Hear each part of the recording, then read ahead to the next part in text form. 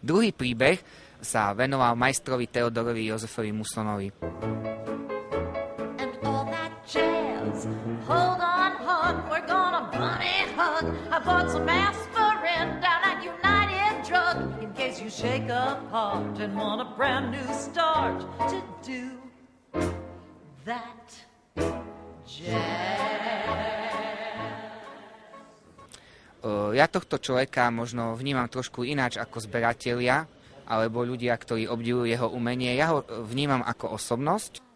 Ale, koho to tu máme? Maliar Theodor Jozef Muson! Muson! Už dávno som sa vás chcel opýtať, milý priateľu. Kde ste prišli k takému zaujímavému menu? Theodor Muson. Znie to skoro ako Claude Monet. Vaša jasnosť, k Monetovmu maliarskému umeniu mám ešte ďaleko. A čo sa týka môjho mena, to sa dá jednoducho vysvetliť.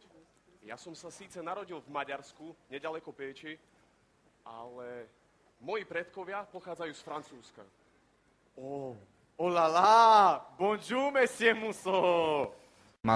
Mal veľmi ťažký život, pretože prežil 2 vlastné deti, čo je v živote každého rodiča veľmi tragické.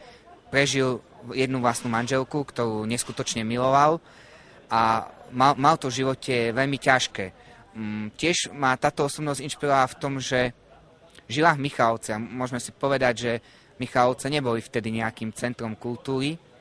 Bolo to nejaké také vidiecké mestečko a sám som často rozmýšľal, ako vlastne ten človek, ktorý prišiel z veľkého sveta, lebo bol v Budapešti a v Hedeši a iných veľkých mestách žil, že keď prišiel do tých Michaloviec, čo si myslel, čo ho trápilo, ako to tu prežíval. No ale nerozumiem. Prečo ste nezdúbkali hneď, ako ste zistili, že je to diera na konci sveta? Viete, postupom času sa mi tam zapáčilo. Neuveríte, pán Grof, ale pri Michalovciach žijú tie najkrajšie ženy, aké som kedy stretol. A keby ste videli, ako chodia v tých ich farebných krojoch, ani rodinná Parížanka by to nevedela. Vy beťár, ženy, ja som vedel, že vás tam nedrží krása prírody. No ale, keď už sme pri tých ženách, ako sa má vaša drahá pani manželka Irena? Počul som, že je akási chorľavá. Tak veru, chorľavá je. A niekedy mám pocit, že tú jej chorobu som zavinil ja. No, počkajte, to už prečo? Ja môžem za to, ako žijeme. Bieda, občas hlad. Profesorský plat na Michalovskej Mešťanke nebol boh vie čo. Nebol?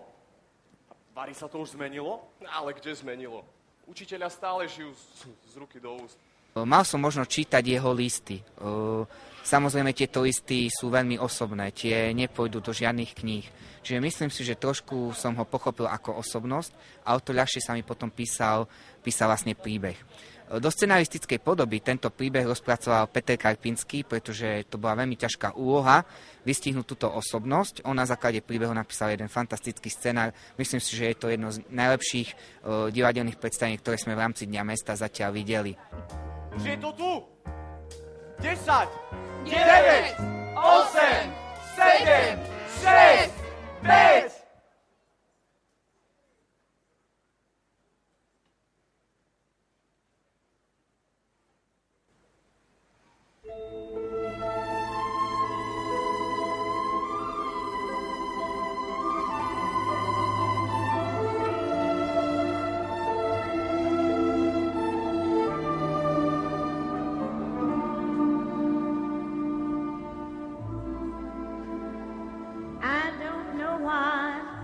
Irena, Ursula,